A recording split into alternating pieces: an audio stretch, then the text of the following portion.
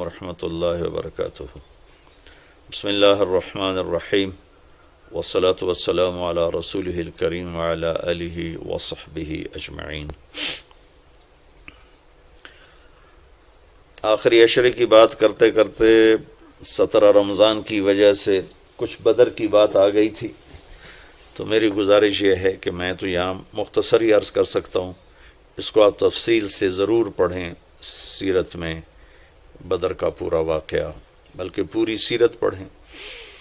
تو آخری عشرہ شروع ہونے والا ہے، اس میں دو چیزیں بڑی اہم ہیں، ایک شب قدر اور ایک اعتکاف۔ شب قدر 5 راتوں میں گھومتی ہے، ایک 27 کی رات ہی شب قدر نہیں، ہمارے پورے ملک میں 27 کی رات اس طرح منائی جاتی ہے جیسے یہی شب قدر ہے، حالانکہ اس کو اللہ نے گھما دیا ہے، کبھی یہ 21 میں ہوتی ہے، کبھی 23 میں ہوتی ہے، کبھی 25 میں ہوتی ہے، کبھی 27 میں ہوتی ہے، کبھی یہ 29 میں ہوتی ہے۔ اس کو اللہ تعالیٰ نے ایسے متعین نہیں کیا ہے۔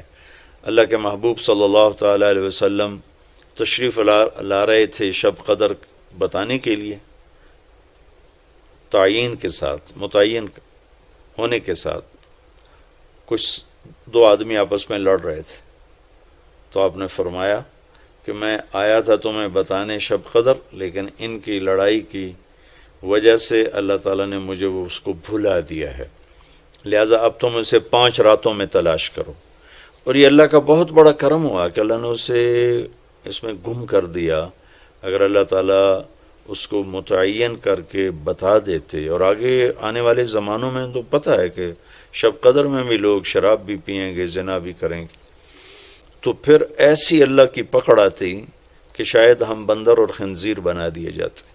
تو اللہ تعالیٰ جیسے وہ دسترخوان اترا، عیسیٰ علیہ السلام کی قوم نے کہا دسترخوان اتارو، ایمان لے، انزل علینا مائدۃ من السماء، تو عیسیٰ علیہ السلام نے کہا یا اللہ دسترخوان اتار، تو اللہ تعالیٰ نے فرمایا اتار تو دوں گا، لیکن پھر کوئی ایمان نہ لایا تو وہ عذاب دوں گا کہ سب دیکھیں گے۔ تو دسترخوان اتارا، پھر بھی لوگ ایمان نہیں لائے، سوائے چند ایک کے، تو اللہ نے باقیوں کو خنزیر بنا دیا۔ تو شب قدر متعین ہوتی اور لوگ شرابیں پی رہے ہوتے، جوا کھیل رہے ہوتے، ناچ گانا کر رہے ہوتے، تو پتھر برسنے یا بندر خنزیر بننا ممکن ہے، ایسا ممکن ہے۔ تو اللہ تعالیٰ نے اپنے نبی کی طفیل اس کو 5 راتوں میں گھما دیا۔ ایک تو 5 راتیں جاگنے سے 4 راتوں کی عبادت اور مل گئی، اور ایک شب قدر مل گئی، اور دوسرا اللہ کی رحمت ہوئی کہ اس کو چھپا رہنے دیا تاکہ اس کی ناقدری نہ ہو، اور لوگوں کو پتہ بھی نہ ہو، ناقدری نہ ہو۔ آخری عشرہ مغفرت کا ہے، پہلا رحمت، دوسرا مغفرت، اور تیسرا گناہوں سے، جہنم سے آزادی۔ آخری عشرہ جہنم سے آزادی کا ہے۔ نبی پاک صلی اللہ تعالی علیہ وسلم ساری زندگی اعتکاف بیٹھے آخری عشرہ میں۔ بدر کی جنگ 17 کو ہوئی تو واپسی تک رمضان گزر گیا، تو نہیں بیٹھے۔ فتح مکہ رمضان میں ہوا تو یہ 2 سال آپ مدینہ سے باہر تھے، باقی 8 برس آپ مدینہ میں تھے، اعتکاف فرمایا۔ آخری 10 ہجری میں جب 11 ہجری 12 ربیع الاول آپ دنیا سے تشریف لے گئے، 10 ہجری آپ نے 20 دن کا اعتکاف فرمایا، اور جبریل کے ساتھ قرآن کا دور 2 دفعہ فرمایا۔ ایک دفعہ آپ نے رمضان میں کسی وجہ سے اعتکاف اپنا ملتوی فرمایا، کینسل فرمایا، تو وہ شوال میں 10 دن آپ دوبارہ اعتکاف میں بیٹھے۔ اعتکاف کا موضوع عاکفہ کہتے ہیں، مڑ جانا، پھر جانا، پلٹ جانا۔ تو اعتکاف کا مطلب ہے کہ اس طرح یکسو ہو کے بیٹھنا کہ دل اللہ کی طرف پھر جائے، دل اللہ کی طرف مڑ جائے۔ تو اس لیے 10 دن مسجد کے اندر رہنا اور صرف اللہ سے راز و نیاز اور اللہ کے تعلق بنانے کی کوشش کرنا۔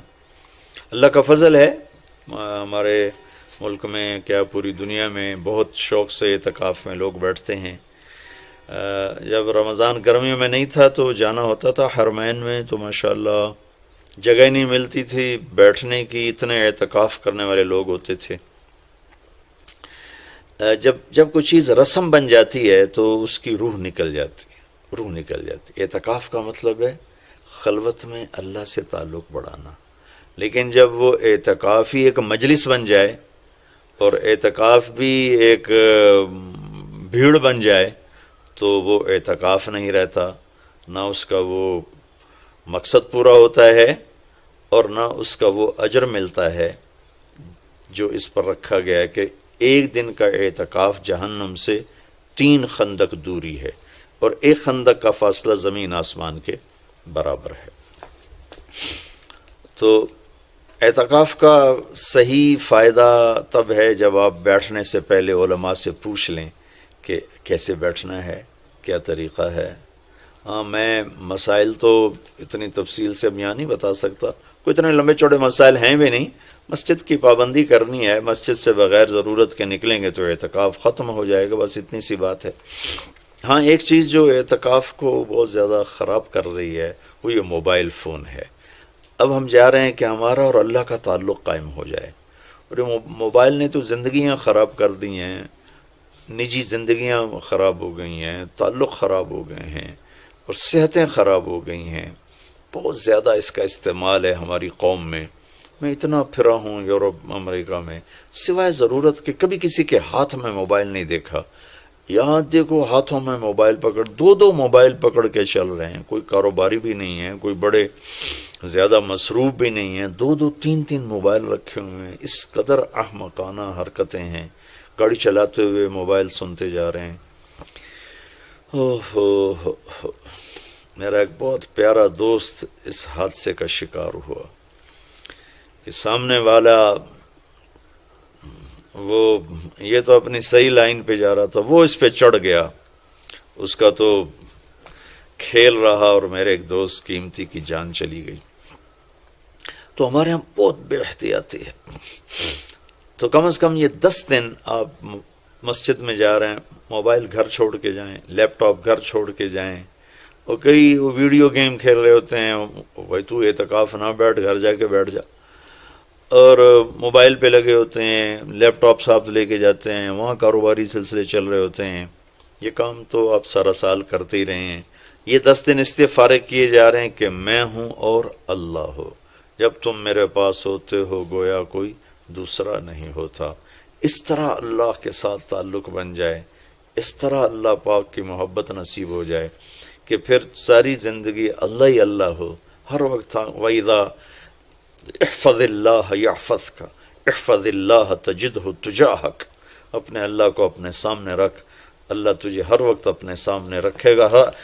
ہم تو ہیں اللہ کے سامنے، ہر وقت اللہ کو تو اپنے سامنے پائے گا۔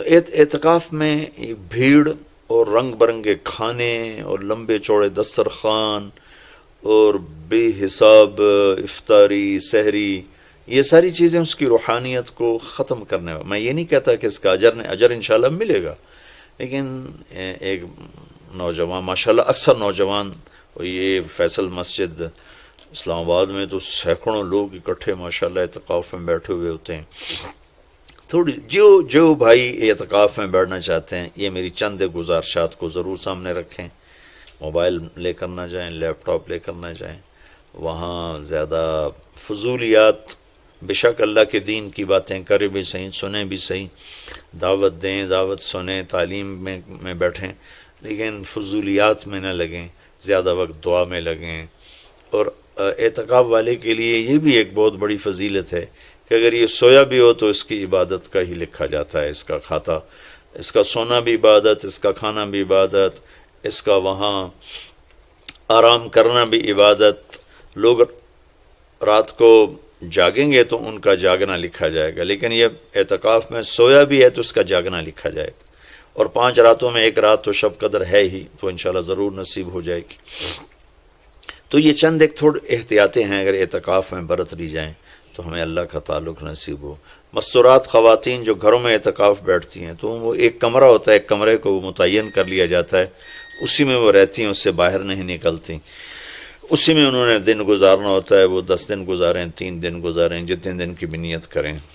اللہ کے محبوب صلی اللہ تعالی علیہ وسلم ہمیشہ 10 دن کا اعتکاف فرماتے تھے، پر ایک دفعہ 20 دن کا فرمایا، اور اس میں شب قدر ہے جو لیلۃ القدر خیر من الف شہر۔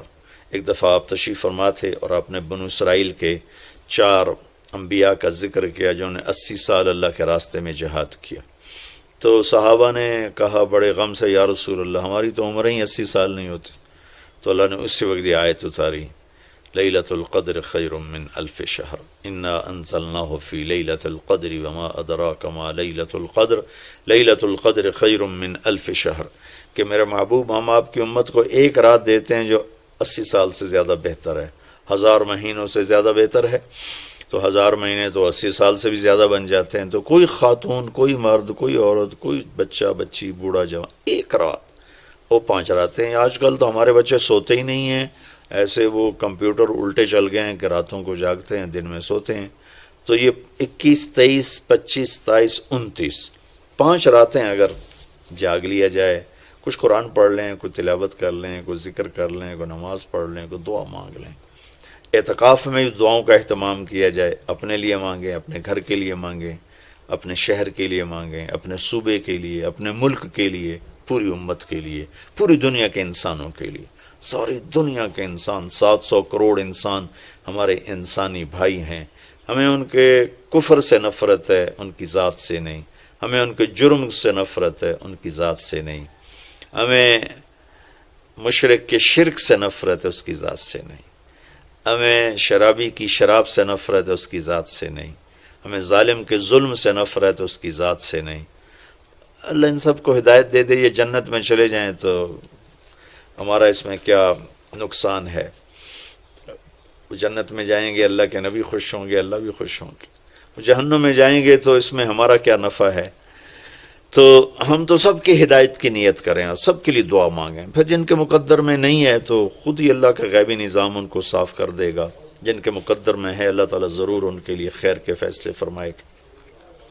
تو دعاؤں کا اہتمام کیا جائے، اور خاص طور پر اس ملک کے لیے، یہ ہمارا دیس ہے، ہماری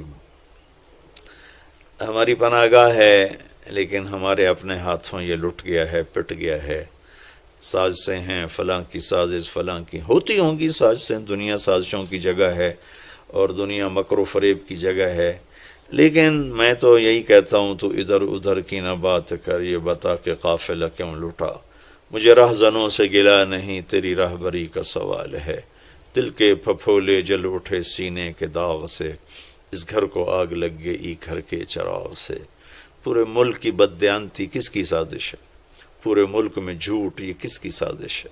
پورے ملک میں ظلم و ستم، قتل و غارت، یہ کس کی سازش ہے؟ پورے ملک میں فرقہ واریت کی نفرت، یہ کس کی سازش ہے؟ پورے ملک میں زنا کے اڈے، یہ کس کی سازش ہے؟